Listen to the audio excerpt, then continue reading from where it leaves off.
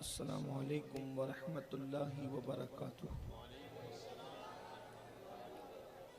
الحمد للہ رب العالمین والعاقبۃ للمتقین والصلاة والسلام هو الذی ارسل رسولہ بالہدی ودین الحق لیظہرہ علی الدین کلہ ولو کرہ المشرکون۔ صدق اللہ العظیم۔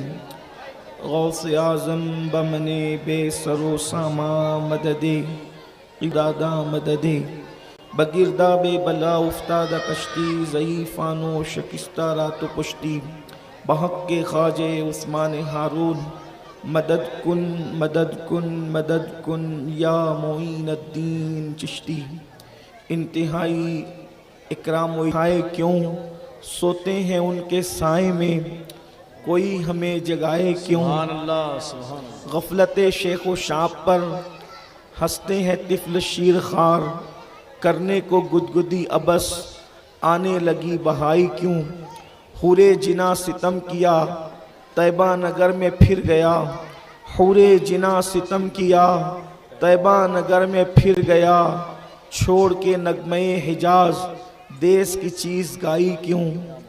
چھوڑ کے نغمے حجاز دیس کی چیز گائی کیوں، اور ہے تو رضا نرا ستم جرموں پہ گر لجائیں ہم، کوئی بجائے سوز غم ساز طرب بجائے کیوں۔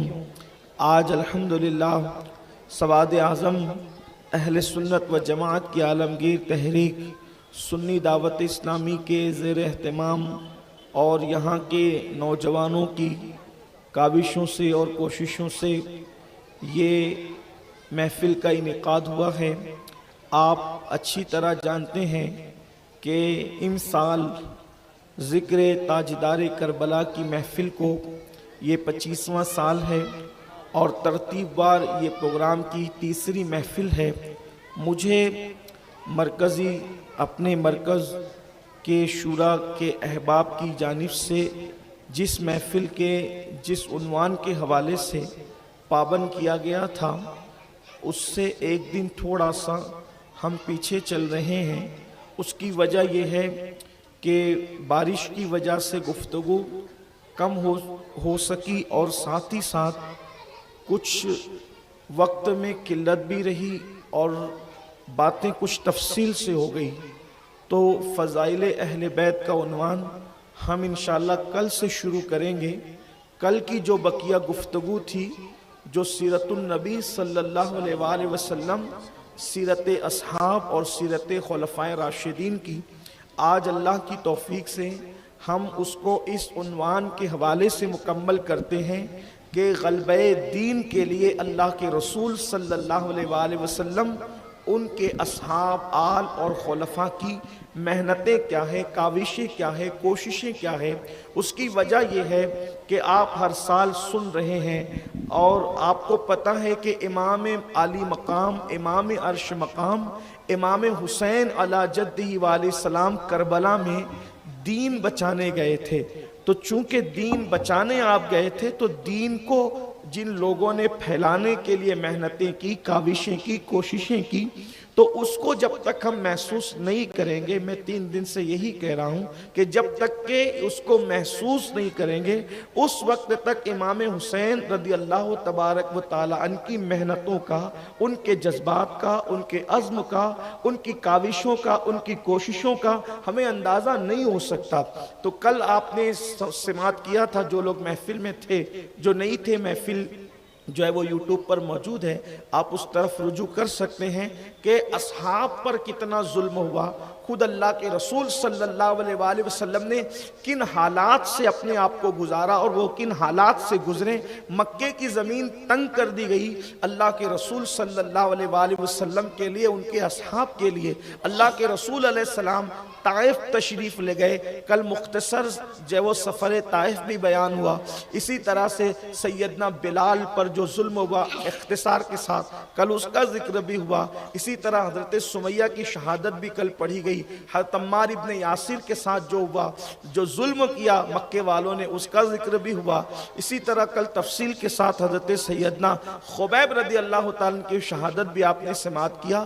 لیکن اب آگے کی گفتگو آپ سماعت کر لیں کہ اللہ کے حبیب صلی اللہ علیہ وآلہ وسلم کے اصحاب پر اسی طرح ظلم ہوتا رہا, حتیٰ کہ اللہ کے رسول علیہ السلام اپنے گھر میں جو ہے وہ قیام کرنا مشکل ہو گیا, اور حضور علیہ الصلوۃ والتسلیم پر ظلم اور جبر مکے والوں کی طرف سے اتنا بڑا کہ اللہ کے رسول علیہ السلام یہ دین حق کی دعوت لے کر جب لوگوں تک پہنچتے تو حضور علیہ السلام کو گھر میں تک رہنے نہیں دیا گیا. تو اللہ کے حبیب علیہ السلام اپنا خود کا گھر چھوڑ کر دار ارقم میں صحابی رسول حضرت ارقم رضی اللہ تعالیٰ کے گھر میں جو ہے وہ تشریف لے گئے, اور اللہ کے حبیب علیہ الصلوۃ والتسلیم وہاں رہنے لگے.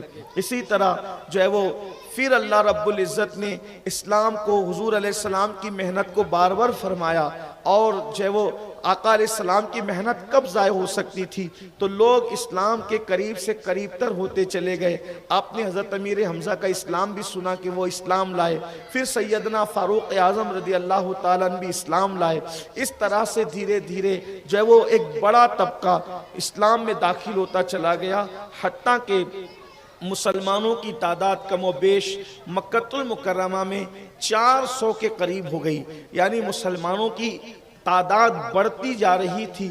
ایسے میں مکے والوں نے اللہ کے رسول صلی اللہ علیہ وآلہ وسلم کے لیے ایک منصوبہ بنایا کہ یہ اپنی دعوت سے رکتے نہیں, اور یہ اللہ کے دین کی دعوت لوگوں کو بتا رہے ہیں. ظاہر سی بات ہے, توہمات پرستی جو ہے اور کہانی قصے بہت دن تک کے لوگوں کے دل میں اپنی ہیبت تو بٹھا نہیں سکتے تھے اور بٹھا کے رکھ نہیں سکتے تھے. تو اللہ کے حبیب علیہ السلام ان کہانی اور توہمات کی تردید کر کے لوگوں کو حقائق کی طرف لے جا رہے تھے. جیسے کہ وہ لوگ پتھر, گوبر اور جو ہے وہ مٹی, دریا, سمندر, درخت اور چپکلی جانور, ان سب کی عبادت کرتے تھے. اللہ کے رسول صلی اللہ علیہ وآلہ وسلم کا پیغام یہی تھا کہ مخلوق عبادت کے لائق نہیں ہے, اللہ کی ذات ہے جو عبادت کے لائق ہے. یہ کیسے ہو سکتا ہے کہ انسان اپنے ہاتھوں سے کسی کو تراشے اور بعد میں اس کو اپنا خدا بھی بنا لے؟ یہ کیسے ہو سکتا ہے کہ انسان کسی کو اپنے ہاتھ سے بنائے پھر اس کو اپنا رب مانے, اس کو اپنا معبود مانے؟ کس قدر یہ غیر اخلاقی بات ہے, کس قدر یہ سوچ, فکر, عقل اور شعور سے گری ہوئی بات ہے کہ انسان اپنے ہاتھ سے بنا کر کے اس کی عبادت کرتا ہے. خدا وہ نہیں ہوتا جو بندوں کے ہاتھ سے بنتا ہے, بلکہ خدا تو وہ ہے جس نے بندوں کو بنایا ہے. اور ہمارے اللہ کی شان یہ ہے, وہ مصور ہے اور وہ ماں کے شکم میں انسان کی صورت بناتا ہے, اور اس کے صورت بنانے کا انداز کتنا حسین و جمیل ہے کہ کبھی بچہ ماں کی شکل پر ہے, کبھی بچہ باپ کی شکل پر ہے, کبھی بچہ دادی اور دادا کی شکل پر ہے, کبھی بچہ چچا تایا کی شکل پر ہے, کبھی بچہ ماموں اور خالہ کی شکل پر ہے. یہ شکلیں کون بناتا ہے ماں کے شکم میں؟ جہاں روشنی نہیں جا سکتی, جہاں اجالا نہیں جا سکتا, جہاں سوئی کی نوک ڈالنا جو ہے وہ ممکن نہیں ہے, وہاں کون ہے جو شکلیں بناتا ہے؟ وہ اللہ ہے جس کی توحید کی دعوت مصطفیٰ جان رحمت صلی اللہ علیہ وآلہ وسلم دے رہے تھے. ان لوگوں نے اللہ کے رسول علیہ السلام سے یہ بھی کہا کہ آپ ایک کام کریں کہ آپ اپنی بات کریں, ہمارے خداؤں کو برا نہ کہیں. اور انہوں نے یہ بات کہی کہ ٹھیک ہے آپ اپنی بات کریں لیکن ہمارے خداؤں کا رد نہ کریں. یہاں پر ان جو ہے وہ اپنے آپ کو روشن خیال سمجھنے والے مسلمانوں کی بھی تردید ہے کہ یہ روشن خیال نہیں بلکہ یہ تاریک اور اندھیرا خیال لوگ ہیں. یہ بدترین لوگ ہیں جو کہتے ہیں کہ یار باطل کو باطل نہ کہو, برے کو برا نہ کہو اور غلط کو غلط نہ کہو, اپنی بات کرو. مکے کے مشرکین نے بھی یہ بات رکھی تھی کہ ہمارے خداؤں کو برا نہ کہو, باقی آپ اپنی بات کرتے جائیں. اللہ کے رسول علیہ السلام کے سامنے یہ بھی تجویز رکھی گئی تھی، ایک کام کریں کہ کچھ دن جو ہے وہ آپ ہمارے خداؤں کی عبادت کر لیں، پھر کچھ دن ہم آپ کے خدا کی عبادت کر لیتے ہیں، پھر جو ہے وہ اس طریقے سے، یعنی کہ دین کو کھچڑا بنانے کی کوشش کی جا رہی تھی، غلط ملت کرنے کی کوشش کی جا رہی تھی کہ کچھ دن آپ ہمارے خداؤں کی عبادت کریں، کچھ دن ہم آپ کے خدا کی عبادت کریں گے۔ تو اللہ تبارک و تعالیٰ نے جواب میں سورۃ الکافرون کو نازل فرمایا، قل یا ایھا الکافرون، اے محبوب ان کافروں سے فرما دو، لا اعبد ما تعبدون، میں ہرگز ان کی عبادت نہیں کروں گا جن کی تم عبادت کرتے ہو۔ اللہ اکبر۔ اور پھر پوری سورت مبارکہ مکمل ہوتی ہے اور اختتام یہ ہوتا ہے، لکم دینکم ولی دین، تمہارے لیے تمہارا مذہب ہے، ہمارے لیے ہمارا دین ہے، ہم تمہارے خدا کی عبادت نہیں کریں گے۔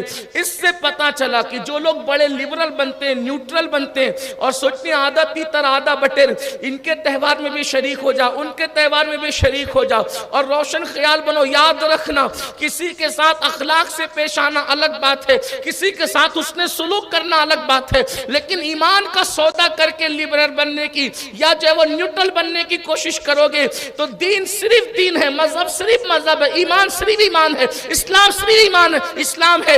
ایمان اور کفر کے درمیان کوئی تیسری چیز نہیں ہے، یا تو کوئی مومن ہوگا یا تو کوئی کافر ہوگا۔ اس لیے لوگ آدھا تیتر آدھا بٹر نہ کریں، اور اگر کسی کو یہ خیال ہے کہ جان خطرے میں ہے اس لیے ہمیں لبرل بن کر کے ایمان کا سودا کرنا چاہیے، تو میں کہتا ہوں واللہ مشرک اور مرتد اور ملحد بن کر کروڑوں دن جینے کی بجائے حسین پیغام دے رہے ہیں کہ کروڑوں دن جینے کی بجائے یزید اور یزیدیت کی زندگی جینے سے بہتر ہے کہ 3 دن حسین کی طرح جی لو، اس سے بہتر کوئی زندگی نہیں ہے۔ جب بھی کوئی ضمیر کا سودا ہو دوستو، قائم رہو حسین کے انکار کی طرف۔ سبحان اللہ، سبحان اللہ۔ ہم کسی زندگی سے پیار نہیں کرتے جو ایمان دے کر کے لی جاتی ہے، جو اسلام دے کر لی جاتی ہے۔ اس لیے مسلمانوں شریعت کو مقدم رکھو، ہر مذہب کے انسان کے ساتھ آپ حسن سلوک کرو، اچھا اخلاق سے پیش آؤ، ان کو کھلاؤ، ان کو پلاؤ، ان لوگوں کو جو ہے وہ جو اسلام نے جہاں تک اجازت دی ہے ان کے ساتھ اچھا برتاؤ کرو۔ لیکن اگر کوئی یہ کہے کہ پھر آدھا تیتر آدھا بٹیر، کبھی ہم جھکے کبھی آپ جھکے، تو کہا نہیں، یہ سر اتنا قیمتی ہے، جب ہمارے مذہب میں نبی کے لیے سجدہ جائز نہیں ہے، ہم نبی سے عشق کرتے، نبی کی عبادت نہیں کرتے، تو جب وہ مذہب نبی کی عبادت کی اجازت نہیں دیتا، وہ کسی اور کے آگے سر جھکانے کی اجازت کیسے دے سکتا ہے؟ ہم اپنے نبی سے اپنی ماں سے زیادہ، اپنے باپ سے زیادہ، اپنے بھائیوں سے زیادہ، اپنی بہنوں سے زیادہ، حتیٰ کہ اپنی جان سے زیادہ عشق کرتے ہیں۔ یہ بات آپ کو میں بتا دوں، یہ بات میں پورے ہوش و حواس کے ساتھ اپنے مسلک اہل سنت و جماعت کی ترجمانی کرتے ہوئے کہہ رہا ہوں کہ ہم جان سے زیادہ نبی سے عشق کرتے ہیں لیکن نبی کی عبادت نہیں کرتے۔ جس سے جان سے زیادہ عشق کرے جب اس کی عبادت نہیں کرتے تو پھر کسی اور کے معبود کی کیسے عبادت کرے؟ جو اپنے ناک پر بیٹھی ہوئی مکھی کو نہیں ہٹا سکتے، جو چونٹی اور مچھر پر اختیار نہیں رکھتے، ہم ان کی کیسے عبادت کریں؟ میرے امام نے اپنے مسلک کی ترجمانی کرتے ہوئے بتایا، پیش نظر وہ نوبہار، سجدے کو دل بے قرار، روکیے سر کو روکیے، ہاں یہی امتحان ہے۔ اس لیے میرے آقا علیہ الصلوۃ والتسلیم کے پیارے دیوانوں، یہ مکے والوں کی خواہش تھی، اللہ کے رسول نے منظور نہیں کیا۔ صحابہ نے بلکہ حضرت بلال کو تو اتنا کہا گیا کہ بلال ہم تمہیں آزاد کر دیں گے، معاف کر دیں گے، اپنی زبان سے ایک بار لات و عزا کا نام لے لو۔ آپ نے لات و عزا کا نام تک نہیں لیا، احد احد کہتے رہے، اللہ ایک ہے، اللہ ایک ہے۔ اس سے آپ کو بھی پتا چلنا چاہیے مسلمانوں، دین اتنا سستا نہیں ہے کہ آپ گانے، فلم اور سیریل کی دہلیز پر اپنے ایمان کا سودا کر دیں۔ پہلی بات تو اسلام میں گانا گانے کی اجازت نہیں ہے، اور وہ گانا جس میں شرکیہ اور کفریہ کلمات ہے، وہ گانا اگر آپ گاتے ہیں راضی رہ کر اور سنتے ہیں راضی رہ کر، تو علماء کا فتویٰ ہے کہ کفریہ کلمات گانے والا راضی رہ کر یا سننے والا وہ کافر ہو جاتا ہے، اس کی بیوی اس کے نکاح سے نکل جاتی ہے۔ لوگ گانے اور فلم اور سیریلوں کی دہلیز پر ایمان کا سودا کر لیں۔ کیا اسلام میں کوئی ایسی نظمیں نہیں ہیں جس کو ہم سن سکیں؟ نعتیں ختم ہو گئی جس کو سن سکیں، عبرت والے اشعار ختم ہو چکے جس کو ہم سن سکیں۔ واللہ ہمارے اسلام کے شعراء نے ایسی ایسی نعتیں لکھی، ایسی ایسی نظمیں لکھی، ایسے ایسے رقت انگیز کلام لکھے جس سے دل نرم ہوتا ہے۔ اس کو چھوڑ کر مسلمان گانے اور غزلوں کے پیچھے اور کفریہ اور شرکیہ کلمات کے پیچھے جا رہے ہیں۔ تو بہرحال عرض یہ کر رہا تھا کہ اللہ کے حبیب علیہ السلام نے جب قبول نہیں کیا اور کسی قسم پر اللہ کے رسول علیہ السلام نے کمپرمائز نہیں فرمایا، تو آقا کریم صلی اللہ علیہ وآلہ وسلم کے لیے انہوں نے ایک منصوبہ تیار کیا جس کو میں اختصار کے ساتھ بغیر واقعات پڑے ہوئے اشارہ دیتے ہوئے چلنا چاہتا ہوں کہ اللہ کے حبیب صلی اللہ علیہ وسلم کو ان لوگوں نے معاذ اللہ ختم کرنے کا پلان، ایک مقام تھا جہاں مکے والے بیٹھ کر کے مشورہ کرتے تھے اور منصوبے بناتے تھے، اس کا نام انہوں نے دار الندوہ رکھا تھا۔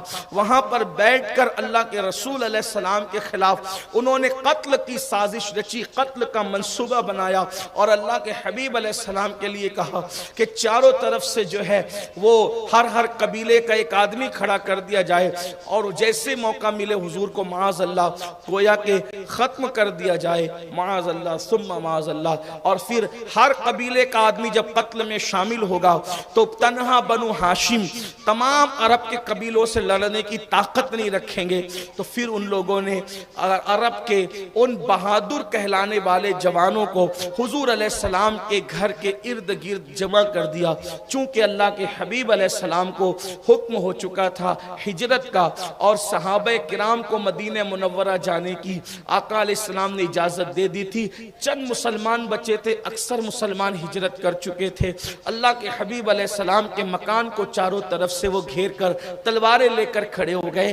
عین رات کے وقت حکم آتا ہے محبوب یہاں سے اٹھیں اور آپ بھی مکے سے مدینے کی طرف، اس وقت اس کا نام مدینہ نہیں تھا بلکہ یثرب اس کو کہتے تھے، یثرب کی طرف ہجرت فرمائیں۔ اللہ کے رسول علیہ السلام اٹھتے ہیں اور اپنے بستر پر مولائے کائنات شیر خدا علی مرتضیٰ کو فرماتے ہیں، علی تم میرے بستر پر سو جاؤ، صبح اٹھنا، جن جن کی امانتیں میرے پاس ہے ان کی امانت کو ان تک لوٹانا اور فلاں مقام پر آ کر کے مجھ سے ملنا۔ یہاں پر بیٹھے ہوئے ذکر شہید کربلا سننے والے اور ذکر تاجدار کربلا کی محفل میں آنے والے بھائیوں اور بہنوں سے میری گزارش ہے تھوڑی توجہ فرمائیں۔ اللہ کے رسول علیہ السلام کی وہ مخالفت کرتے تھے، سوشل بائیکاٹ کر چکے تھے، ظلم کر چکے تھے، مار چکے تھے، پتھروں سے زخمی کر چکے تھے، وطن سے نکالنے کا منصوبہ بنا چکے تھے، قتل کے منصوبے بنا چکے تھے، حضور کی شہزادیوں کو طلاق دلوا چکے تھے۔ یہ سارے کام وہ گندے گھنونے جتنی گندگی کر سکتے تھے کر چکے تھے، لیکن اس کے باوجود بھی پورے مکے میں لوگ جو تھے وہ اپنی امانت کو، اپنے مال کو، اپنی قیمتی چیزوں کو اگر کسی کے پاس رکھنا چاہتے، ابو لہب کے ساتھ ہمیشہ بیٹھتے، ابو جہل کے پاس ہمیشہ بیٹھتے، عتبہ کے پاس ہمیشہ بیٹھتے، شیبہ کے پاس ہمیشہ بیٹھتے، ولید کے پاس ہمیشہ بیٹھتے، ایک دوسرے کے پاس چٹے پٹے بن کر کے ہمیشہ بیٹھتے، لیکن اپنا سامان، قیمتی دولت، مال جب رکھنے کی بات آتی تو وہ ابو لہب، ابو جہل، عتبہ، شیبہ، ولید کے پاس نہیں رکھتے، بلکہ جب بات رکھنے کی آتی تو محمد الرسول اللہ کے پاس رکھتے۔ اس سے پتا چلتا تھا کہ دشمنی تو کرتے تھے لیکن ان کا دل کہتا تھا اگر امانت کو کوئی سنبھال سکتا ہے تو اسی کو محمد الرسول اللہ کہتے ہیں، ان کو صادق الوعد الامین۔ یہ اپنے نبی کا کردار ہے کہ مکے کے مشرکین ہزار دشمنی کے باوجود بھی اپنی امانتیں میرے آقا کے پاس رکھتے تھے کہ وہاں امانت ضائع نہیں ہو سکتی۔ اس سے پتا چلا کہ اللہ کے رسول علیہ السلام کیسے امین تھے، کیسے صادق تھے، اسی لیے لوگ ان کو صادق الوعد الامین کہہ کر پکارتے تھے۔ اور ایک بات کا آپ اندازہ کریں، حضور علیہ السلام کے قتل کے لیے چاروں طرف سے گنڈے مکے کے کھڑے ہیں اور حضور علیہ السلام راتوں رات مکے سے نکل رہے ہیں، مگر اللہ کے رسول علیہ السلام و تسلیم جو ہے ان ان کا مال، ان کی امانتیں ساتھ لے کر کے نہیں جا رہے ہیں، بلکہ اپنے چچا زاد بھائی مولائے کائنات سیدنا علی کو اپنے بستر پہ سلا کر فرما رہے ہیں علی تم صبح اٹھنا اور جس جس کی امانت ہے اس کو لوٹا دینا۔ اس کا مطلب اللہ کے رسول ہمیں بتا رہے ہیں کہ جان کا دشمن بھی اگر امانت تمہارے پاس رکھے تو جان کے دشمن کی امانت میں بھی تم خیانت مت کرنا۔ آج مسلمانوں کیا ہمارے اندر یہ جذبات ہیں؟ ہمارا حال تو یہ ہے کس کا مال کب ملے اور میں لے کر کے کھا لوں۔ حال یہ ہے بہت سارے لوگ بیچاروں کی، کچھ لوگوں کی ہوٹلیں بند ہو گئی، کچھ لوگوں کا کھانا ول بند ہو گیا، کچھ لوگوں کی انڈے کی گاڑی بند ہو گئی، کچھ لوگوں کے کارخانے بند ہو گئے، کچھ لوگوں کی سازنگیں بند ہو گئی۔ آ کر کے کہنے لگے کہ یہ بند ہوا وہ بند ہوا، پوچھا تو کہا کیسے بند ہوا؟ تو چائے والا کہتا ہے کہ لوگوں نے اتنا ادھار لگایا بعد میں دیا ہی نہیں۔ کچھ لوگ کہتے ہیں کہ سائزنگ والے کہ وہ فلاں مال لے کر کے بھاگ گیا، دیا نہیں۔ مسلمانوں یہ ہنسنے کی بات نہیں ہے۔ اللہ کے رسول علیہ السلام نے فرمایا جس کے پاس امانت نہیں ہے اس کا دین نہیں ہے۔ آقا علیہ السلام فرماتے ہیں جہاں امانت نہیں ہے وہاں دین نہیں ہے۔ لوگوں صرف داڑھی ٹوپی اور نماز کا نام دین اور اسلام نہیں ہے۔ داڑھی ٹوپی نماز اپنی جگہ ہے لیکن دین پورا دین ہے، دین مکمل دین ہے، اللہ کا دین مکمل نظام حیات ہے۔ آج مسلمانوں میں امانت نام کی چیز ڈھونڈو، اللہ اکبر۔ قرض لینے آئیں گے تو بالکل ایسے جیسے فرشتے، باتیں ولیوں کی طرح، اور جب مانگنے کے لیے جائیں تو پھر گنڈوں جیسی بات کریں کہ کس کا دیا جو آپ کو دیں گے لوٹائیں گے، جو کرنا ہے کر لو۔ اس طرح کی باتیں ہیں۔ مسلمانوں بدلنا پڑے گا اپنے آپ کو۔ دین کو آپ نے اگر صرف کلمہ نماز تک محدود رکھا، داڑھی ٹوپی تک محدود رکھا تو یاد رکھنا آپ لوگوں کی نظر میں تو مسلمان بن سکتے ہیں لیکن دین نازل کرنے والے خدا کے نزدیک اپنا ایمان ثابت کرنا مشکل ہوگا، رسول اللہ کے نزدیک اپنا ایمان ثابت کرنا مشکل ہوگا۔ دیانت دار بنو، ایماندار بنو۔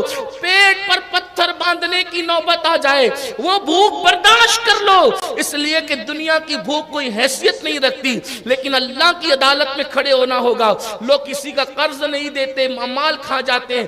فرمایا گیا روایتوں میں آتا ہے اگر تم نے کسی کا ایک پیسہ غصب کیا، کتنا؟ ایک پیسہ، میں سمجھتا ہوں کہ شاید ایک پیسہ میں نے بھی نہیں دیکھا، میں نے بھی ایک پیسہ نہیں دیکھا، میں نے 5 پیسہ دیکھا ہے اپنے بچپنے میں، 5 پیسہ دیکھا، 10 پیسہ دیکھا، اور 25 پیسہ بھی کچھ جو 15-20 سال کے ہیں انہوں نے 25 پیسہ، جس کو ہمارے ہاں 4 آنا کہتے ہیں۔ اب سنیے، میں سمجھتا ہوں کہ شاید 1-2 پیسہ تو 40-50 سال پہلے ختم ہو گیا تھا۔ ایک پیسہ اگر کسی نے کسی کا ہڑپ کر لیا، غصب کر لیا، نہیں دیا، تو ایک پیسے کے بدلے میں قیامت کے دن جس کا پیسہ ایک آپ نے غصب کیا ہے 700 نماز با جماعت کا ثواب اس کو دینا پڑے گا۔ ایک پیسے کے بدلے میں، ایک پیسے کے بدلے میں 700 نماز با جماعت کا ثواب دینا پڑے گا۔ پڑھی کتنی ہیں؟ یہاں تو وضو اور غسل بھی درست نہیں ہے۔ ایک پیسے کے بدلے میں 100 پیسے کا 1 روپیہ بنتا ہے۔ آج 1 روپیہ تو فقیر بھی نہیں لیتا، فقیر کو دو تو منہ دیکھتا ہے کس بخیل سے سامنا ہو گیا۔ یہ حالات ہیں، لیکن جس کا پیسہ ایک تم نے ہڑپ کیا اس لیے جلدی لوٹاؤ، موت سے پہلے لوٹاؤ، ورنہ ایک پیسے کے بدلے میں 700 نماز با جماعت کا ثواب دینا پڑے گا، اور تمہارا ثواب جب ختم ہو جائے گا اور ثواب تمہارے پاس نہیں ہوگا تو اللہ فرمائے گا ٹھیک ہے، جس کا تم نے ہڑپ کیا ہے اس کے گناہ تیرے سر پہ ڈالے جائیں گے اور اس کو گناہ سے پاک کر دیا جائے گا اور تجھے جہنم میں پھینکا جائے گا۔ یہ دنیا چند دن کی ہے، چند دن کی۔ یا اللہ کے دین سے بغاوت مت کرو، اللہ کے دین سے، جو اللہ کی شریعت سے بغاوت مت کرو۔ صرف دکھاوے کے سوکال مسلمان نہ بنو، صرف خود ساختہ مسلمان نہ بنو، ارے ایسے مسلمان بنو کہ خدا تمہارے مسلمان ہونے کی گواہی دے، مصطفیٰ جان رحمت تمہارے ایمان کی گواہی دے۔ ہمیں ایسا مسلمان بننا ہوگا جس میں امانت بھی ہے، دیانت بھی ہے۔ تو بات دور نکلتی، عرض یہ کر رہا تھا اللہ کے رسول علیہ السلام نے جاتے جاتے یوں یوں کہہ لیں کہ اپنے بھائی کو کتنے خطرے میں، کیسے خطرے میں فرمایا کہ میرے بستر پہ سو جاؤ. فرمایا علی میرے بستر پہ سو جاؤ، اور صبح اٹھنا، سب کی امانتیں واپس کرنا، اور فلاں مقام پر آ کر مجھ سے ملنا. اور اپنے یار افضل البشر بعد الانبیاء سیدنا ابو بکر صدیق کو ساتھ لے گئے. بہت تفصیل ہے اس میں، لیکن ساتھ لے گئے. اور علی مرتضیٰ کو اپنے چاروں طرف سے وہ لوگ تلواریں لے کر کھڑے تھے. اب حضور علیہ السلام نے اس کا انتخاب کیا بستر کے لیے جو حضور کے چچا زاد بھائی بھی، حضور علیہ السلام کے چچا زاد بھائی. اور علی جب چادر اوڑھ کر سو گئے، علی جب چادر اوڑھ کر میرے مولا سو گئے، تو وہ مکے کے گنڈے فیصلہ نہ کر سکے کہ آمنہ کا لال سو رہا ہے یا فاطمہ بنت اسد کا لال سو رہا ہے. دیکھیں تو صحیح، گویا کہ سونے میں بھی کس قدر اتباع تھی اور قد میں بھی کس طرح اتباع تھی. حتیٰ کہ میرے علی کی شان یہ ہے کہ علی مرتضیٰ کا وصال بھی ہوتا ہے تو 63 سال کی عمر میں آپ کی شہادت ہوتی. یعنی کہ دنیا سے جانے میں بھی اتباع ہے. اتباع مصطفیٰ کس قدر ہے. تو علی مرتضیٰ، کسی نے پوچھا علی حضور نے اپنے بستر پہ تمہیں لٹایا، یہ عقیدے کی بات. اگر چاروں طرف سے تلواریں لے کر لوگ کھڑے رہیں تو کیا آدمی کو نیند آئے گی؟ بھائیوں، اگر بارش کے بارے میں ماہرین موسمیات کہہ دیں کہ طوفان آنے والا ہے تو آ بھی سکتا ہے، نہیں بھی آ سکتا ہے نا. تجربات ہے، بہت سارے طوفانوں کا اعلان ہوتا ہے لیکن کوئی طوفان آتا نہیں، اور جتنی تیز کا اعلان ہوتا ہے اتنا تیز بھی نہیں آتا. کبھی آ جاتا ہے، کبھی صحیح اور غلط ہوتی ہے. خبر تو خبر ہوتی ہے، لیکن پھر بھی لوگوں کی نیندیں اڑ جاتی ہے کہ طوفان آئے گا تو کیا ہوگا. لوگ سوتے نہیں، طوفان کی خبر سن کے نہیں سوتے. تلواریں سر پہ تھی. مولا مشکل کشا سے پوچھا کسی پوچھنے والے نے، اس رات آپ کا کیا حال تھا جب تلواریں لے کر دشمن کھڑے تھے؟ فرمایا واللہ میں جتنے سکون سے اس رات سویا تھا، میں اپنی شادی کی رات یا کسی رات، کسی خوشی کی رات میں بھی اتنے سکون سے نہ سو سکا. میں مفہوم کے طور پہ بات پیش کروں، یعنی زندگی کی کوئی خوشی کی رات علی اتنے چین و سکون سے نہ سویا جتنا ہجرت رسول کی رات چین سے سویا. کہا وہ رات تو خطروں کی رات تھی، اس رات کیسے چین سے سوئے؟ یہی علی مرتضیٰ کی شان ہے. مولا علی کہتے ہیں دراصل میں اس لیے سکون سے سو گیا تھا کہ میرے نبی جان کائنات، روح کائنات، ایمان کی جان مصطفیٰ جان رحمت نے زبان ماں اوحا سے فرمایا تھا علی سو جاؤ صبح اٹھنا، علی سو جاؤ صبح اٹھنا، علی سو جاؤ صبح اٹھنا اور سب کی امانتیں دے کر واپس آنا. تو جب نبی نے کہا صبح اٹھنا تو پھر علی کو یقین ہو گیا جب نبی کہہ رہے صبح اٹھنا تو کچھ بھی ہو سکتا ہے اور ٹل سکتا ہے، مگر علی کو رات میں موت نہیں آ سکتی کیونکہ صبح اٹھنا نبی کہہ رہے ہیں تو صبح تک زندگی کی گارنٹی عطا فرما رہے ہیں. سبحان اللہ. صبح تک کی زندگی کی گارنٹی دے رہے. یہ یقین تھا صحابہ کا، اہل البیت کا یہ یقین تھا. اور پھر صبح اٹھے امانتیں لوٹائی. اس سے ہمیں پتا چلا کہ نبی کی بات پر مسلمان کو کتنا یقین رکھنا چاہیے. حالات کیسے ہو یقین رکھو، یقین رکھو. اللہ رسول کی بات پہ یقین رکھو. ایک حدیث مجھے یاد آئی، اگرچہ میرے عنوان سے متعلق نہیں لیکن اس بات سے ٹچ میں عرض کروں. آج کل لوگ پوری دنیا میں لرزہ ہیں کہ حالات اچھے نہیں، حالات اچھے نہیں، کیا ہوگا کیا ہوگا. حدیث پاک میں اللہ کے رسول علیہ السلام نے فرمایا، اللہ کے رسول فرماتے ہیں اگر تم اللہ کے دین پر ثابت قدم رہو، اللہ کے رسول فرماتے ہیں اگر تم اللہ کے دین پر ثابت قدم رہو تو پوری دنیا مل کر بھی اگر تمہیں تباہ اور برباد کرنا چاہیں تو پوری دنیا مل کر تمہیں تباہ برباد نہیں کر سکتی، مگر شرط کیا ہے؟ اللہ کے دین پہ ثابت قدم رہو. میرے بھائیوں، ہم اللہ کے دین پہ کیسے ثابت قدم رہے؟ ابھی تو ہم نے استنجا بھی نہیں سیکھی ہے، کرنا سنت طریقہ کیا ہے تو دین ہی پتہ نہیں، کلمہ صحیح پڑھنا نہیں آتا، وضو نہیں آتا، غسل نہیں آتا، نماز صحیح پڑھنا نہیں آتی. نکاح اور طلاق کے مسائل ہمیں پتہ نہیں ہے، لین دین کے معاملات پتہ نہیں ہے، سود کب ہوتا ہے کب سود نہیں ہوتا، یہ ساری چیزیں پتہ نہیں ہے۔ پہلے دین سیکھو گے تو دین پہ عمل کرو گے، پہلا مرحلہ تو دین سیکھنے کا ہے، جب دین سیکھا نہیں تو عمل کیا کریں گے؟ بے شمار ایسے لوگ ہیں جو طلاق دے دے کر بھی اپنی عورتوں کو ویسے ہی رکھتے ہیں، یہ قیامت کی نشانیوں میں سے ایک نشانی ہے، کیونکہ ان کو نکاح اور طلاق کے مسائل ہی پتہ نہیں ہے۔ اللہ اکبر، خدا کی پناہ طلب کرو، دین سیکھو۔ جب کمپیوٹر سیکھنے کے لیے 6 مہینے نکالتے ہو، موبائل سیکھنے کے لیے گھنٹوں نکالتے ہو، اور کیا کیا سیکھتے ہو، کبھی بائک سیکھتے ہو، ٹرک سیکھتے ہو، یہ سیکھا وہ سیکھا سب سیکھا، میں مخالفت نہیں کر رہا ہوں، لیکن اللہ کا دین بھی کبھی سیکھ لو۔ ساری سیکھی ہوئی چیز قبر کے باہر رہ جائے گی، اللہ کا دین قبر کے اندر بھی کام آئے گا۔ اس لیے اللہ کا دین سیکھو، دین پر عمل کرو۔ دین وہ ہے جس نے کبھی انسان کو گرنے نہیں دیا، دین کا دامن جس نے تھاما، دین نے اس کو ذلیل ہونے نہیں دیا۔ ارے یہ دین اسلامی ہے کہ عرب کے صحرا نشینوں نے جب اس دین کا دامن پکڑا ہے تو کیسر و کسریٰ کے تاجدار بنے۔ اسی دین کی برکت سے ہمیں بھی یہ مقام اور مرتبے ان کے صدقے میں مل سکتے ہیں، لیکن دین پر آؤ تو صحیح، مذہب پر آؤ تو صحیح۔ بہرحال اللہ کے رسول علیہ السلام ہجرت کر کے مدینہ طیبہ تشریف لے جاتے ہیں، اور پھر مدینہ منورہ کا ماحول تھا، پورا مدینہ جو ہے خوشیوں سے گویا کہ جگمگا رہا تھا۔ طلع البدر علینا جو ہے کہ نغمے جو ہے گنگنائے جا رہے تھے۔ یہاں سے یہ بات بھی پتہ چل گئی کہ کچھ نوجوان لڑکے جو اسکول کالج پڑھتے ہیں ان کو ایسا لگتا ہے کہ یہ نعتوں کا جو معاملہ ہے یہ صرف آج کل 14ویں 15ویں صدی کے مولویوں کا گلو ہے، ایسا نہیں ہے۔ جب رسول اللہ تشریف لائے تھے تو عرب کی بچیوں نے نعت پڑھی تھی، طلع البدر علینا من ثنیات الوداع وجب شکر علینا ما دعا للہ دا۔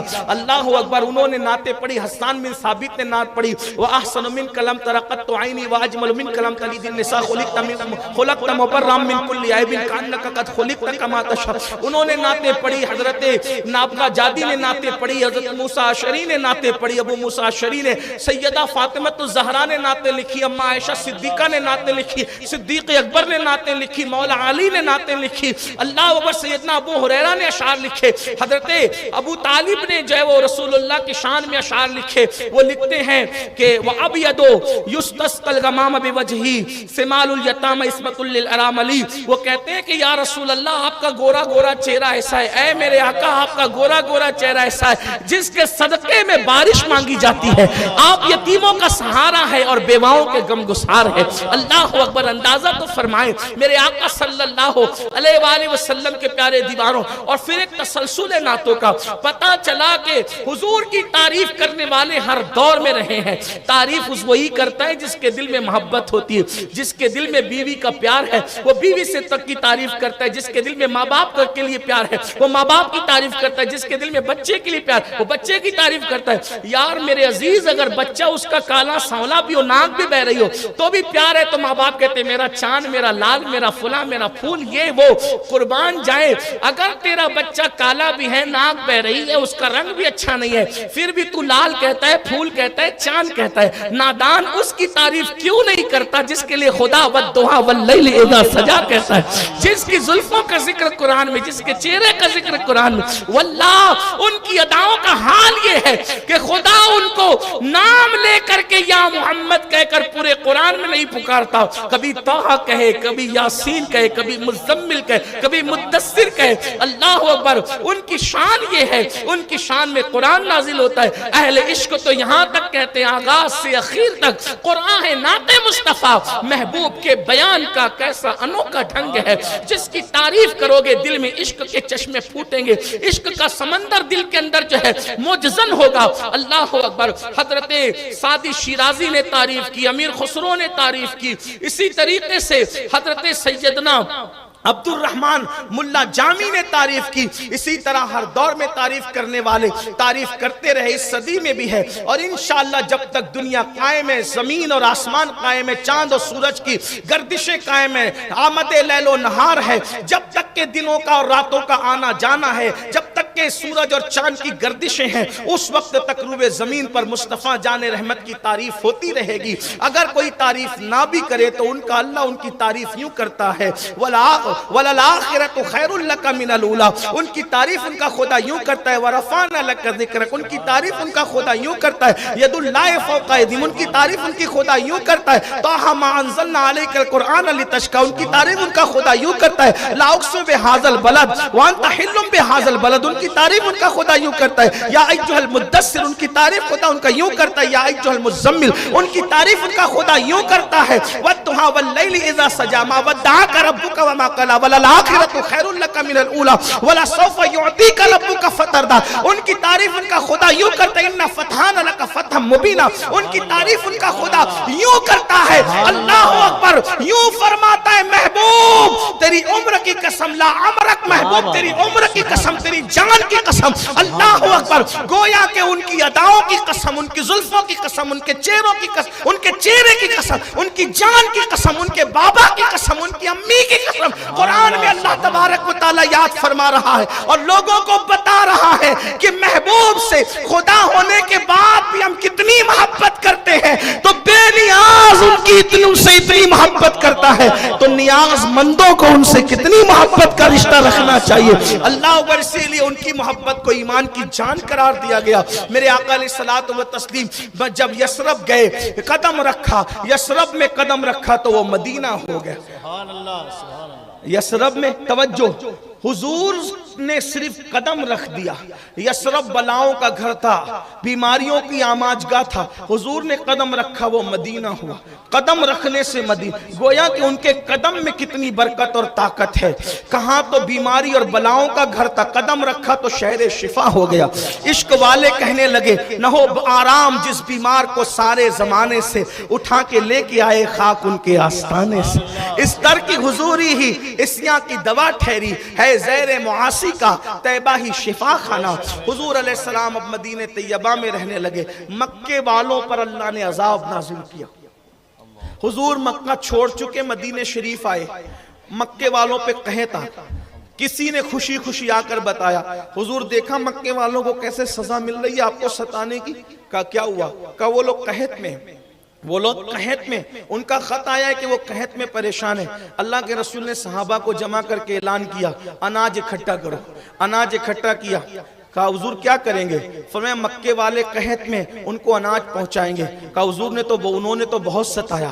कहा सताना उनका काम था, राहत पहुंचाना हमारा काम. ये है हमारे आका की शान. सताने वाले, वतन से निकालने वाले, परेशान करने वालों के साथ ये सुलूक है. और साथ में ये भी कहलवा भेजा, अभी इतना भेजा है, और जरूरत पड़े तो याद कर लेना और मदद करेंगे. कुर्बान जाए, ये हुजूर अलैहिस्सलाम की शान है. मुसलमानों, इस सीरत की तरफ हम कब आएंगे? जान के दुश्मनों को अनाज भिजवाया जा रहा है. बहरहाल वो खा पी करके फिर एहसान फरामोश तो एहसान फरामोश हो, खा पी करके फिर भूल गए. और हुजूर अलैहिस्सलाम के लिए उन लोगों ने एक प्लान किया कि वे मुट्ठी भर मुसलमान बढ़ते जा रहे, पूरी दुनिया में न फैल जाए. एक काम करें, एक ऐसी तिजारत भेजें मक्के से, ऐसी तिजारत भेजें जिसकी वजह से जो मुनाफा है वो सब मुनाफा हम जंग में लगाएंगे और मोहम्मद और उनके साथियों को खत्म कर देंगे. और वो तिजारत का काफिला जब लेकर के लौट रहे थे तो हुजूर अलैहिस्सलाम को इत्तिला हुई, एक ऐसी तिजारत का काफिला माल और दौलत लेकर के लौट रहा है कि वो पैसा जब, यानी पैसा तो उस वक्त नहीं था लेकिन सिर्फ समझाने के लिए, वो पैसा और माल जब वहां जाएगा तो आपको और आपके साथियों पे हमला करके खत्म कर दिया जाएगा. अल्लाह के रसूल अलैहिस्सलाम ने फरमाया ठीक है, अगर ऐसी बात है तो एक काम करते हैं कि वो जो काफिला माल और दौलत लेकर के जा रहा है उसी काफिले को खत्म कर दिया जाए ताकि मामला आगे फितना न बढ़े. जो चिंगारी शोले जवाल बनना चाहती है उसी को खत्म कर दे, उन्हीं को रोके. तो वहां गए और उसके बाद उनको रोकने गए थे काफिले को, लेकिन काफिले का जो अमीर था उस अमीर ने खत लिखा कि मुझे जो है वो इस तरीके से रोकने के लिए आ रहे हैं. और फिर वो 1000 का लश्कर लेकर के वो आए और मकाम बद्र में मुलाकात हुई. बद्र एक कुएं का नाम है. बद्र को बद्र इसलिए कहते हैं उस कुएं को कि जब चांद 14वीं का होता है तो उसको बद्र कामिल कहते हैं. तो 14वीं रात का चांद जब पूरा होता ہوتا تھا تو اس کنویں میں اس کا پورا عکس نظر آتا تھا، اس لیے اس کو بدر کہتے تھے۔ وہاں پہ ملاقات ہوئی، پہلے سے آ کر کے ان لوگوں نے جو ہے وہ جگہ، ہموار جگہ کو پہ قبضہ کر لیا اور جنگ کے لیے تیاری شروع کر دی۔ اللہ کے حبیب علیہ السلام نے صحابہ کو روکا، کتنے تھے وہ؟ 313 تھے، صرف 313 میں سے صرف 2 لوگوں کے پاس گھوڑے تھے، 2 لوگ گھوڑے پر سوار تھے، اور ان میں سے 40 یا 50 لوگوں کے پاس اونٹ تھے، باقی سب پیدل تھے، اور کل 313 میں صرف 8 لوگوں کے پاس تلوار تھی، باقی سب نہتے تھے۔ 8 لوگوں کے پاس تلوار تھی، کسی کے پاس ڈنڈا ہے، کسی کے پاس لکڑی ہے، اور 313 میں 8 کے پاس تلوار ہے۔ بعض کی تلوار ٹوٹی ہوئی ہے، بعض کی زنگ آلود ہے۔ ان حالات میں کسی کے پاس لنگی ہے پہنی ہوئی، اوپر اوڑھنے کو چادر نہیں ہے، بھوکے پیٹ ہے، یہ حالات ہیں۔ آقا علیہ السلام نے فرمایا ہم قافلہ روکنے نکلے تھے، جنگ کرنے نہیں نکلے تھے، جنگ کی نوبت آ گئی، میں تم سے مشورہ لیتا ہوں، کیا کہتے ہو؟ یہ صحابہ ہیں۔ آج کل جو صحابہ کو لوگ گالیاں دیتے ہیں، اپنی مرضی کی باتیں کرتے ہیں، ان کے لیے میں کہنا چاہتا ہوں ذرا دھیان سے سنیں۔ جب اللہ کے رسول علیہ السلام نے ان 313 سے فرمایا مشورہ لینا چاہتا ہوں، کیا کہتے ہو؟ صحابہ نے کہا یا رسول اللہ مشورے کی کیا ضرورت ہے، میری جان ہماری جان ہے، آپ ہمارے ایمان کی جان ہے، آپ کو اللہ کا جو حکم ہو وہ آپ کر گزریے، واللہ جب تک کہ ہمارے جسم میں جان باقی ہے آپ کی نالین پر غبار آنے نہیں دیں گے۔ ہم وہ لوگ نہیں ہیں موسیٰ کی قوم کی طرح کہ موسیٰ کی قوم نے موسیٰ کو کہا تھا کہ آپ لڑے اور آپ کا خدا لڑے، ہم بیٹھ کر تماشا دیکھیں گے۔ حضور ہم تماشائی لوگ نہیں ہیں، جب تک خون کا ایک قطرہ بھی جسم میں باقی ہے ہم آپ پر آنچ نہیں آنے دیں گے۔ حضور آپ چلیں، ہم جان کی بازی لگا دیں گے۔ اور پھر وہ منظر بھی دنیا نے دیکھا، 1000 کا لشکر ایک طرف ہے، 313 ایک طرف نہتے ہیں۔ بہت تفصیل کے ساتھ رمضان شریف میں کسی موقع پر میں بدر و بیان کر چکا ہوں، میں پھر کہہ رہا ہوں کہ واقعات بیان کرنا مقصود نہیں، صرف اشارہ دے کر نوجوانوں کو سیرت مصطفیٰ صلی اللہ علیہ وسلم، سیرت اصحاب اور سیرت خلفائے راشدین کا ایک ہلکا سا نقطہ لوگوں کے ذہن میں ڈالنا، تاکہ آگے لوگ مزید اس کو سنیں، مزید لوگ اس کی طرف جائیں، اس کو پڑھیں، تاکہ پتہ چلے کہ حضور علیہ السلام، ان کی آل، ان کے اصحاب، ان کے خلفاء کی محنتیں کیا ہے۔ اور اس کے بعد 313 ایک طرف تھے اور 1000 ایک طرف تھے، لیکن اس جنگ کی ایک خاص بات تھی، اشارہ دے کر آگے بڑھتا ہوں۔ وہ جنگ کیا تھی؟ اللہ اکبر، ایک طرف چچا تھا، دوسری طرف بھتیجا تھا، ایک طرف ماموں تھا، دوسری طرف بھانجا تھا، ایک طرف بھائی تھا بڑا، دوسری طرف چھوٹا بھائی تھا، ایک طرف بیٹا تھا، دوسری طرف باپ تھا۔ یعنی آپ یہ نہ سوچیں کہ یہ مولوی لوگ جنگوں کو، بدروں کو اتنا بڑا چڑھا کر پیش کرتے ہیں، یہ بڑا چڑھا کر نہیں ہے۔ آپ غور کریں، گھر جا کے سوچیں، اس باپ کا جگر کیا ہوگا جو بیٹے کے خلاف لڑا ہوگا صرف دین کے لیے، اس ماموں کا جگر کیا ہوگا جو بھانجے کے خلاف لڑا ہے صرف دین کے لیے، اس بھانجے کا جگر کیا ہوگا کہ جو ماموں سے لڑا اللہ کے دین کے لیے۔ یہ تھی وہ جنگ۔ بلکہ آئیے بات آئیے بدر کی، تو ایک بات میں آپ سے کہی تو دل کے کانوں سے سنیں۔ صدیق اکبر کے صاحبزادے مکے کے کافروں کے ساتھ آئے تھے، اور صدیق اکبر رسول اللہ کے ساتھ تھے، سیدنا ابو بکر صدیق رضی اللہ تعالیٰ عنہ۔ اللہ اکبر، جب صدیق اکبر کے بیٹے ایمان لا چکے تو ایک دن اپنے بابا سے کہا بابا بدر کا دن کتنا امتحان کا دن تھا، ایک طرف باپ، دوسری طرف بیٹا، ایک طرف بیٹا، دوسری طرف باپ، ایک طرف چچا، دوسری طرف بھتیجا، ایک طرف ماموں، دوسری طرف بھانجا، یہ حالات رشتہ دار رشتہ داروں کے ساتھ آمنے سامنے تھے۔ اور مسلمانوں نے یہ ثابت کر دیا ہم خون کے رشتوں کو اہمیت نہیں دیتے، ہم تو محمد الرسول اللہ کی غلامی کو اہمیت دیتے ہیں، نبی کا جو غلام ہے ہمارا وہ امام ہے۔ اللہ اکبر، انہوں نے یہ ثابت کیا بدر کے اندر۔ تو کیا ہوا پتا ہے؟ صدیق اکبر کے صاحبزادے کہتے ہیں اپنے بابا سے ابا میں مسلمان نہیں ہوا تھا، آپ اس جنگ میں بار بار میری تلوار کے نیچے آئے، لیکن میں اپنا باپ سمجھ کر آپ کو چھوڑتا گیا، میں اپنی تلوار پھیر لیتا تھا کہ میرے ابا ہے، میرے ابا ہے، میرے ابا ہے۔ بیٹا ابھی مسلمان ہو چکا ہے اور اس دن کی داستان بیان کر رہا ہے، صدیق کا عشق کو انگڑائی لیتا ہے، تیور بدل جاتے ہیں، اور اس وقت بھی غصے میں کہتے بیٹا یہ تیرے کفر کی کمزوری تھی جو تو مجھے باپ سمجھ کے چھوڑتا رہا، خدا کی عزت کی قسم جس نے محمد کو سچا رسول بنا کر بھیجا ہے، اگر تو میری تلوار کی زد میں آتا تو بیٹا سمجھ کر نہیں چھوڑتا، نبی کا دشمن سمجھ کر تیرے ٹکڑے کر دیتے۔ یہ صحابہ کا ایمان تھا، اور ان صحابہ پہ وہ لوگ بھونک رہے ہیں، ان صحابہ پہ ایسے محنت کرنے والوں پہ وہ بھونکتے ہیں جو فجر کی نماز میں جن کو اٹھنے کی توفیق نہیں، جن کو جمعہ کی 14 رکعت پڑھنے کی اوقات نہیں ہے، وہ صحابہ کو گالیاں دے رہے، وہ تو ایسے تھے اور وہ تو کیا ہے وہ دیکھ۔ تو کیا ہے وہ دیکھ، یہ صدیق اکبر، یہ میرے نبی کے خلفاء ہیں، یہ میرے نبی کے اصحاب ہیں. ایسوں کی محنتوں کو ہم چھوکروں کے کہنے پہ ضائع کر دے. واللہ الحمدللہ ہم اہل سنت ہیں، اہل سنت. اور خدا نے ہمیں 2 ہاتھ اس لیے عطا کیے ہیں کہ ہمارے ایک ہاتھ میں اصحاب رسول کا دامن ہے اور ایک ہاتھ میں اہل بیت رسول کا دامن. نعرہ تکبیر، نعرہ رسالت، عظمت صحابہ. سبحان اللہ. ہمارے امام نے اسی لیے اہل سنت کا ہے بیڑا پار. اصحاب حضور نجم ہے اور ناؤ ہے اطرت رسول. سبحان اللہ.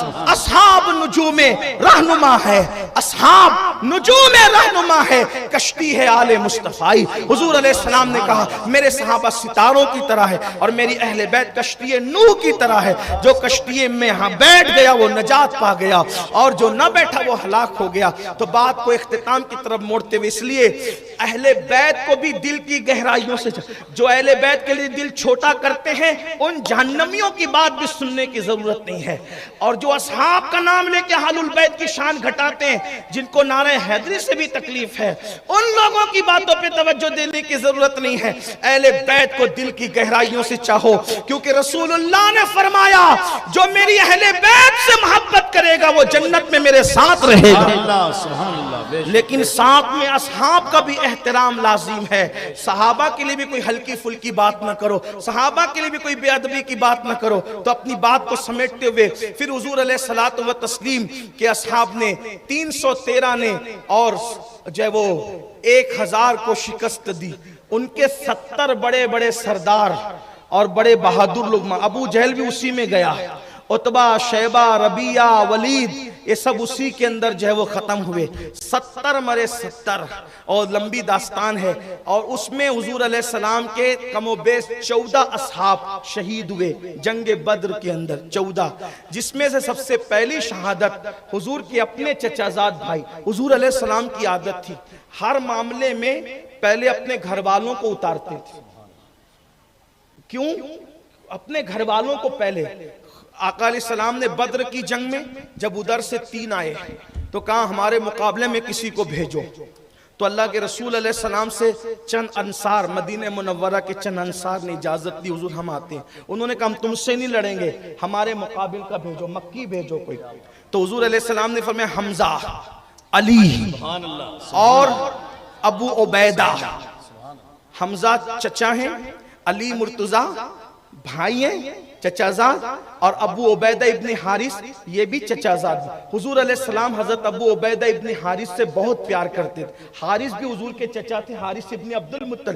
تینوں گھر والوں کو بھیجا تاکہ کوئی دشمن اسلام یہ نہ کہے کہ محمد نے تو ماننے والوں کو تباہ برباد کروا دیا معاذ اللہ، اور گھر والوں کو بچا کے رکھا. حضور نے پہلی ہی جنگ میں 3 گھر والوں کو اتار کر کے بتایا یاد رکھنا لوگوں، دین کے تحفظ کی پہلی جنگ میں بھی پہلے گھر والوں کو اتار رہا ہوں، اور جو آخری جنگ ہوگی اس میں بھی میرے گھر کا فرد محمد مہدی ہی قیادت کرتا رہا.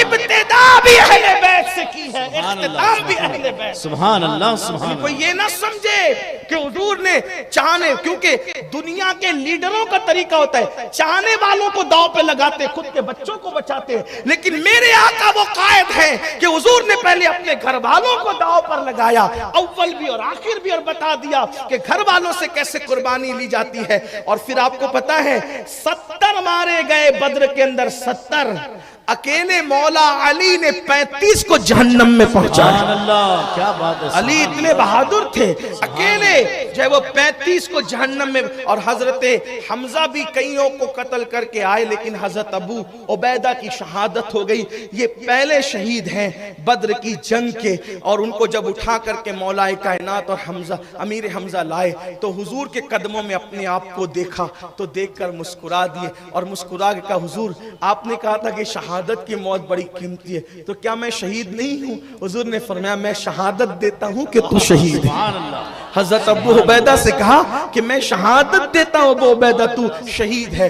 फिर उसके बाद बद्र की जंग में वो हार करके गए तो उन लोगों ने अगले साल फिर ओहद की जंग का प्लान किया और मैदान ओहद में आकर के उन लोगों ने जो है वो लड़ाई की ठानी।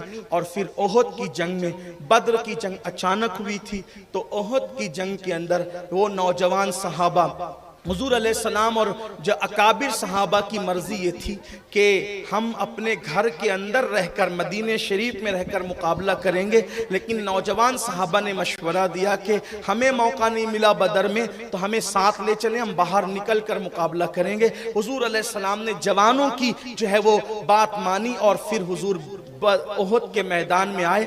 अब ओहद के मैदान में उनकी तादाद 3000 थी, मक्के वालों की तादाद कितनी थी? 3000। और हुजूर अलैहिस्सलाम के असहाब की तादाद 900 थी। 1000 या 900 की तादाद बताई जाती है, बाज लोग 700 भी लिखते हैं, 800 भी लिखते हैं, लेकिन बहरहाल 900 की तादाद अगर आप ले लें 3000 के मुकाबले में। और हुजूर अलैहिस्सलातु व तस्लीम अल्लाहु अकबर आका अलैहिस्सलाम मैदान में आए। इब्तिदा में मुसलमानों ने उन 900 ने 3000 के कदम उखाड़ दिए और वो मैदान छोड़कर अपनी बीवियों को छोड़ करके भागे।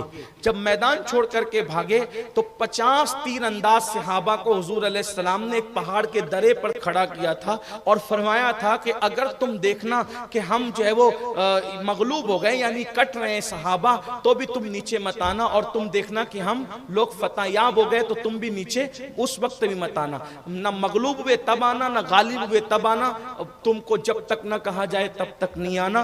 और इसी तरीके से आका अलैहिस्सलाम ने उन 50 तीरंदाजों को खड़ा किया। लेकिन जैसे ही वो लोग भाग गए मैदान छोड़कर, गनीमत छोड़कर, बीवियां छोड़कर, तो सहाबे किराम जो 50 खड़े थे उन लोगों ने कहा हुजूर ने जो बात कही थी वो जंग के लिए कही थी, जंग खत्म हो चुकी है, अब यहाँ खड़े होने का कोई मकसद ही नहीं। उनके ऊपर जो अमीर मुकर्रर थे उन्होंने बहुत रोका, न जाओ न जाओ न जाओ, जब तक आका का हुक्म ना आए तब तक न जाओ, लेकिन नहीं माना। और उन्होंने कहा कि ये हुक्म जंग के अंदर के लिए था, जंग खत्म हो चुकी है, यहाँ खड़े होने का कोई फायदा नहीं है। और फिर वो लोग नीचे उतरे, अक्सर नीचे उतरे, चंद रह गए। खालिद इब्ने वलीद अभी तक मुसलमान नहीं हुए थे, वो लोग भाग रहे थे जान बचा के। जब वो पहाड़ के दरे को खाली देखा तो पलट करके हमला किया। अब मुसलमान तो इस पोजीशन में नहीं थे लड़ने की, क्योंकि अब वो तो जंग खत्म हो चुकी है, ये तसव्वुर कर रहे थे। जब वापस से मक्के वालों ने पलटकर हमला किया, मुसलमान संभल न सके और ऐसा जोर का हमला किया कि लड़ने की पोजीशन में नहीं थे, मुसलमानों के कदम उखड़ गए। और उसके बाद उन लोगों ने वो तूफान मचाया कि अल्लाह अकबर। हजरत अमीर हमजा की शहादत हुई, मुसअब इब्ने उमैर की शहादत हुई, अब्दुल्ला इब्ने जहश की शहादत हुई, हजरत शम्मास की शहादत हुई। 70 सहाबे किराम मेरे आका अलैहिस्सलाम के उस जंग में शहीद हुए। और हुजूर के सहाबा ही शहीद नहीं हुए, हुजूर पर 3 पत्थर ऐसे बड़े बड़े चलाए गए कि सर मुबारक जख्मी हुआ, दंदान के किनारे शहीद हो गए।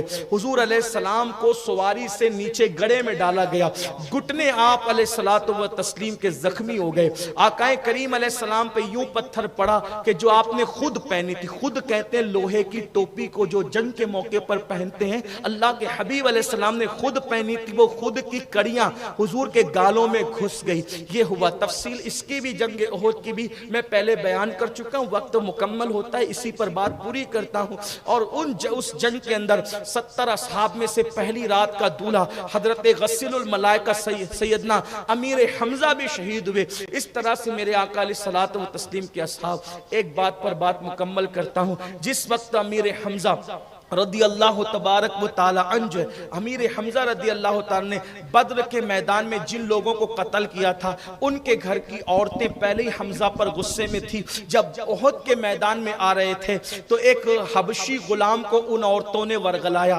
और कहा तू हबशी गुलाम है और हम तुझे आज़ाद करा देंगे, जितने ज़ेवरात पहने वो सब तुझे दे देंगे, तेरी शादी करा देंगे, तुझे काम एक करना है, या तो तुझे हमजा को कत्ल करना, या तो अली को कत्ल करना, या तो तूने मोहम्मद محمد کو قتل کرنا ہے۔ اس غلام نے کہا محمد کو تو معاذ اللہ میں استغفر اللہ العیاذ باللہ اس طرح کی بات کہی، اس نے کہا کہ میں تو ان کو قتل نہیں کر سکتا، آقا علیہ السلام کے قتل کی بات ہے تو اس کو پہ معاذ اللہ ہی کہنا چاہیے، اللہ کی پناہ۔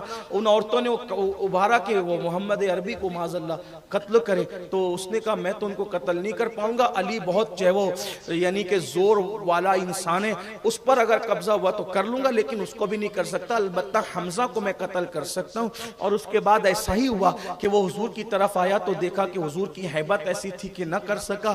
حضرت علی مرتضیٰ کو دیکھا تو علی مرتضیٰ کا حال یہ تھا کہ وہ آگے پیچھے تلوار چلانا جانتے تھے، علی مرتضیٰ کی تلوار دو دھاری تھی، اس کو ذوالفقار کہا جاتا ہے، اور علی مرتضیٰ تو یوں تھے، لیکن اس کے بعد اس نے دیکھا کہ امیر حمزہ ایک دم مستی کے اندر، اپنی مست طبیعت کے اندر تلوار چلا رہے ہیں اور جہنم کے اندر پہنچا رہے ہیں۔ یہ پیچھے سے گیا اور پیچھے سے جا کر آپ کے پیروں پہ حملہ کیا، پیروں پہ حملہ کیا۔ حملہ کرنے کے بعد حضرت امیر حمزہ پیروں کو کٹنے کے بعد یعنی پیروں پہ حملے کے بعد سنبھل نہ سکے تو مزید جو ہے وہ آپ کے پیٹ کی طرف اس نے کھنجر ڈالا۔ جب کھنجر گیا تو پیٹ کی آنتیں باہر آئی، آنے کے بعد اس عورت کو جس خاتون نے کہا تھا آزاد کرا دوں گی، شادی کرا دوں گی، زیور اتار کے دے دوں گی، اطلاع دی میں نے حمزہ کو قتل کر دیا ہے۔ اور اس کے بعد جب وہ خاتون آئی تو اس حبشی نے جو ہے وہ سینہ چیرا، سینہ چیر کر کلیجہ نکالا، کلیجہ نکال کر اس عورت کو دیا۔ اس خاتون نے وہ کلیجہ لیا اور کچا چبا چبا کر کے تھوکا، اور اس کے بعد اس نے اپنے ہاتھ میں کھنجر لیا، کان نکالے، کان کاٹے، امیر حمزہ کے ناک کاٹی، امیر حمزہ کی ہونٹ کاٹے، اور اس کو جو ہے وہ ایک ڈورے میں پیرو کر کے ہار کی طرح سے پہنا۔ اس نے اپنی منت کو پورا کیا۔ اللہ اکبر، یہ حالت تھی اور یہ خبر مشہور ہو گئی تھی کہ حضور جنگ میں شہید ہو گئے۔ گھر کی خواتین کو پتا چلا تو خواتین آہو بکا میں مصروف ہو گئی، اور اس کے بعد وہ گھر سے نکل کر کے جب احد کی طرف آئی، اللہ اکبر، تو آقا علیہ الصلوۃ والتسلیم کو جب انہوں نے دیکھا کہ حضور حیات ہے، ایک جھوٹی خبر ہے، تو اس کے بعد کہا گیا کہ حمزہ کہاں ہے، تو پتا چلا کہ امیر حمزہ شہید ہو گئے۔ آقا علیہ الصلوۃ والتسلیم جب حضرت امیر حمزہ کو دیکھتے ہیں حضور رو پڑے، آنسوؤں سے داڑھی تر ہو گئی۔ حمزہ تمہارا یہ حال کیا گیا، ناک کاٹی گئی، ہونٹ کاٹے گئے، کان کاٹے گئے، انگلیاں کاٹی گئی۔ میری قوم کے جوانوں، جب کبھی زنا کے مناظر، شراب کے گناہ، داڑیاں مڈانے کا جو شوق اور حرام کام کر کے دین کو پیٹ کے پیچھے ڈالنے کے شیطانی وسوسات جب تمہارے دل و دماغ میں آئے تو اس وقت تو تھوڑا اتنا سوچ لینا کہ باپ نے چند پیسے کما کر کے دیے ہیں تو باپ کی محنت کا کتنا احساس ہے۔ دین کو بچانے کے لیے، دین کو پھیلانے کے لیے رسول اللہ کے اصحاب، حضور کے گھر والوں کے ہونٹ، ناک، کان تک کاٹے گئے، کلیجہ تک چبایا گیا۔ اللہ کے رسول دیکھے تو رو پڑے، اور آقا نے فرمایا حمزہ کی بہن صفیہ وہ میدان میں موجود ہے، زبیر تمہاری امی جو حمزہ کی بہن ہے اس کو منع کرنا کہ بھائی کے جنازے پر نہ آئے، کیونکہ میں جانتا ہوں کہ بھائی بہن میں محبت زیادہ تھی، اگر وہ بھائی کے جنازے پر آئے گی تو برداشت نہیں کر سکے گی، زبیر اپنی امی کو منع کر دو۔ لیکن نبی کے گھر والوں کی قربانیاں کیا ہے، جب حضرت زبیر نے کہا امی جان رسول اللہ نے منع کیا ماموں کے جنازے پر تم نہ جانا، تو صفیہ نے کہا جاؤ اجازت لے کر آؤ، کیونکہ میں جانتی ہوں اگر وہ عبد المطلب کا بیٹا ہے تو میں بھی عبد المطلب کی بیٹی ہوں، اگر وہ عشق مصطفیٰ میں اتنی بڑی قربانی دے سکتا ہے تو عشق مصطفیٰ میں بھی صبر کر سکتی ہوں، لیکن مجھے دیکھنے تو دو اپنے بھائی کو۔ اور جب بھائی کے لاشے پر آئی تو بہن تو پھر بہن ہوتی ہے، برداشت نہ کر سکی، آنکھ میں آنسو آ گئے، چیخ کر کہنے لگی حمزہ اللہ تجھ پر رحم کرے اور تیری شہادت کے بدلے اللہ میری مغفرت کرے۔ اللہ اکبر، سیدہ فاطمہ الزہرا بھی رو رو پڑی اور سیدہ صفیہ بھی۔ آقا علیہ السلام نے فرمایا کیا میں تم دونوں کو مبارکباد نہ دوں، کیونکہ جبریل آئے ہیں اور کہتے ہیں کہ یا رسول اللہ حمزہ نے وہ قربانی دی ہے، وہ قربانی دی ہے، وہ قربانی دی ہے آقا، کہ اللہ تبارک و تعالیٰ فرما رہا ہے حمزہ تو اسد اللہ بھی ہے اور اسد رسول اللہ بھی ہے، یعنی وہ اللہ کا بھی شیر ہے اور رسول اللہ کا بھی شیر ہے۔ لیکن اب بات اینڈ کرتے ہوئے بات کہوں، وہاں پر ایک واقعہ یہ بھی ہوا، اپنے بھائی کا جنازہ دیکھ کر حضرت صفیہ رضی اللہ تعالیٰ ताला अन्हा ने, जो हुजूर की फूफी थी, उन्होंने कहा जुबैर जाओ मेरे भाई हमजा के कफन देने के लिए, मुसलमानों के पास कपड़ा मौजूद नहीं है। यहाँ पहुंचने के बाद दिल लरज जाता है, दिल कांप जाता है।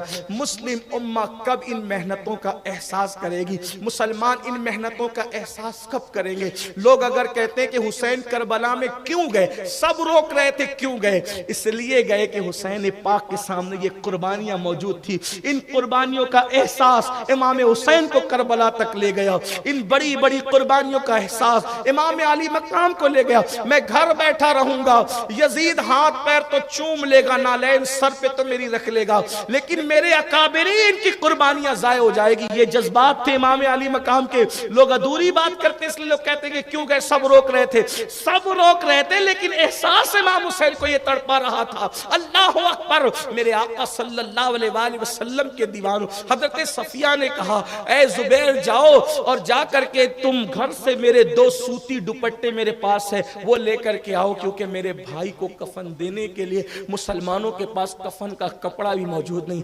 दीन की इशाअत और गलबे दीन के लिए एक ऐसा वक्त भी आया कि शहीदों के लिए कफन का कपड़ा भी मुसलमानों के पास नहीं था। और जब वो 2 दुपट्टे आए तो सैयदा सफिया ने अपने आका के पास पेश किया, या रसूल अल्लाह ये 2 दुपट्टे हैं मेरे भाई के लिए, मैं जानती हूँ कि मुसलमानों के पास कपड़ा नहीं कफन देने के लिए, इन 2 कपड़ों में मेरे भाई को कफन दे देना। मेरे आका ने दोनों दुपट्टे देखे और दुपट्टे देख करके फरमाया सफिया मेरी फुप्पी, हमजा की बहन मौजूद है, हमजा के कफन का इंतजाम हो गया, लेकिन यहाँ एक ऐसा भी बंदा इन 70 शहीदों में मौजूद है कि जिसका कोई नहीं है, उसका नाम मुसअब इब्न उमैर है। और ये बड़ी मालदार मां का बेटा था, बड़े कीमती कपड़े पहनता था, कीमती इत्र लगाता था, लेकिन जब इसने इस्लाम कबूल किया तो इसकी माँ ने कहा था या तो मुझे चुन या तो मोहम्मद को चुन। तो उसने कहा था मैं मोहम्मदुर रसूलुल्लाह के लिए तेरी जैसी हजारों माएँ कुर्बान कर दूंगा, लेकिन दामने मोहम्मदुर रसूलुल्लाह नहीं छोड़ूंगा।